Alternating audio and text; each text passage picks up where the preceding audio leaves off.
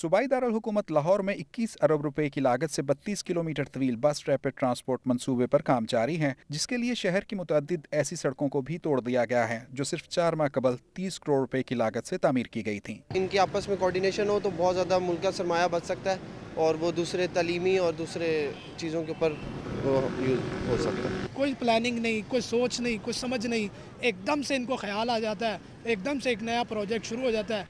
हुकूमती दावों के मुताबिक BRTS से लाखों शहरियों को सफ़र की सहूलियात मुयसर आएंगी, जबकि दूसरी तरफ सड़कों की बर्बादी के हवाले से हुक्काम का कहना है कि इससे ज़्यादा नुकसान नहीं हुआ।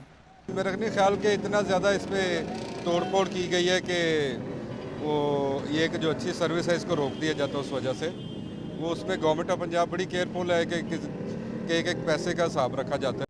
क्या ही अच्छा हो कि अगर कोई भी तरक्याती मंसूबा शुरू करने से पहले तमाम पहलुओं का जायजा ले लिया जाए तो इससे अवामी खजाने के ज़िया से बचा जा सकता है। अवाम की फलाह व बहबूद के लिए तामीर व तरक्की के मंसूबे चलते रहने चाहिए, लेकिन इनके नाम पर अवामी खजाने के ज़िया को किसी सूरत काबिल कबूल करार नहीं दिया जा सकता। कैमरामैन अशरफ ननकानवी के साथ सोहेल कैसर, दुनिया न्यूज़, लाहौर।